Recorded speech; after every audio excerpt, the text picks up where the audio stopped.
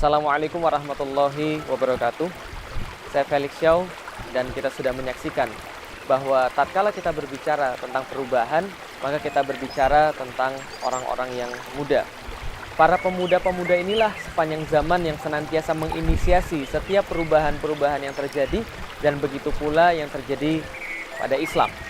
Saat Rasulullah SAW memulai dakwanya di Makkah, maka beliau mengumpulkan 40-an para sahabat, dan sahabat-sahabat ini mereka berusia 85%-nya kurang daripada 30 tahun. Karena itulah pemuda identik dengan perubahan. Tatkala seorang pemuda menyaksikan kondisi-kondisi yang ada, dia kemudian menyaksikan beberapa hal-hal yang tidak sesuai dengan apa yang dia yakini. Hatinya masih penuh dengan idealisme. Tatkala dia masih menginginkan purivitas daripada ide-ide itu sendiri, maka dia memperjuangkannya ke tengah-tengah umat. Dan karena itulah pemuda senantiasa identik dengan perubahan. Tatkala dia menyaksikan apa yang tidak sesuai, maka dia segera bergerak untuk merubah itu. Maka pemuda-pemuda yang ada pada zaman sekarang harus juga melakukan seperti tadi. Ketika dia menyaksikan apa yang ada di depan matanya, dia menyaksikan apa yang ada di sekeliling dia, namun dia tidak berbuat apa-apa, maka dia tidak dinamakan sebagai seorang pemuda karena dia tidak melakukan apapun dan tidak bergerak. Indonesia juga sama, dimerdekakan oleh para pemuda. Mereka yang siap bergerak, mereka yang siap mengorbankan apapun untuk mencapai apa yang mereka inginkan, idealisme mereka, dan Islam apalagi. Tatkala Islam datang, Islam disupport oleh pemuda.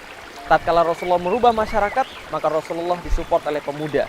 Karena itu pemuda adalah sumber perubahan, dan Islam sendiri telah memberikan langkah perubahan pada mereka, tujuan perubahan yang jelas pada mereka, yaitu untuk agar mereka lebih menaati Allah Subhanahu wa Ta'ala. Maka ucapan-ucapan yang selalu diulang-ulang oleh para pemuda tatkala Rasulullah SAW menginstal mereka dengan Islam adalah bahwa kami datang untuk membebaskan manusia daripada penyembahan terhadap selain pada Allah, penyembahan terhadap manusia menuju pada penyembahan pada Allah Subhanahu wa Ta'ala. Maka adalah perubahan yang hakiki yang harusnya dimotori oleh para pemuda. Pada satu waktu Rasulullah Muhammad SAW pernah bersabda, setelah Kaisar ini tidak akan ada lagi Kaisar. Setelah Kisra ini tidak akan ada lagi Kisra. Ini hadis yang menandakan bahwa kekuasaan Persia dan kekuasaan Romawi yang pada saat Rasulullah masih hidup adalah sebuah kekuasaan yang melegenda, kekuasaan yang mengendalikan seluruh dunia, keduanya akan berakhir. Tapi siapa yang menyangka bahwa tatkala Romawi yang kekuatannya begitu besar diakhiri oleh seorang pemuda yang berusia 21 tahun yang bernama Muhammad Al-Fatih. Apa yang terbayang di benak kita tatkala kita mendengar tentang dakwah? Pasti kebanyakan di antara kita merasa bahwa dakwah ini adalah tugasnya para ustadz. Dan apa yang di benak kita tatkala kita mendengarkan tentang ustadz? Orang yang berjenggot, sudah tua, lalu kemudian menyampaikan Islam. Banyak orang salah kaprah dan menganggap bahwa dakwah adalah tugas sebagian orang saja, tugas ustadz saja.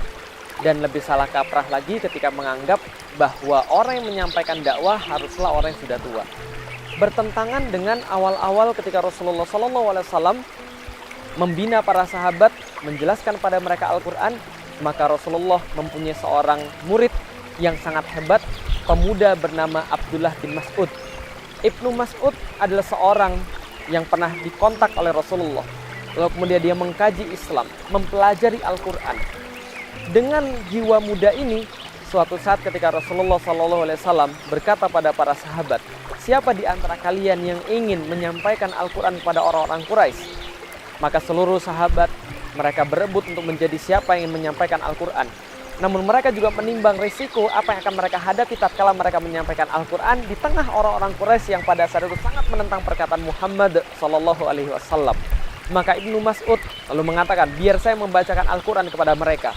Semua orang terkaget-kaget. Ini anak bukanlah orang terpandang, bukanlah seorang bangsawan.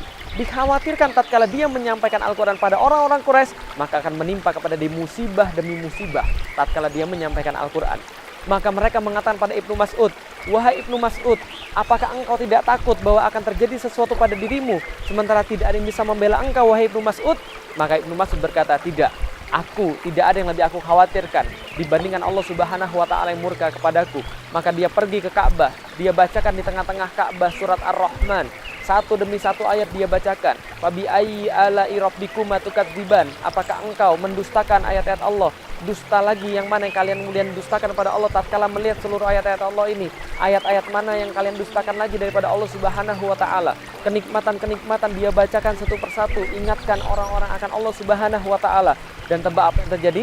Salah seorang di antara orang-orang Quraisy lalu kemudian mengerti dan memahami ini adalah yang dibaca oleh Muhammad sallallahu alaihi wasallam. Maka tatkala mereka mengatakan itu, Ibnu Mas'ud kemudian dipukuli, Ibnu Mas'ud kemudian mendapatkan siksaan, Ibnu Mas'ud kemudian pulang babak belur. Lalu sahabat mengatakan pada mereka, ini yang kami khawatirkan terjadi kepada engkau.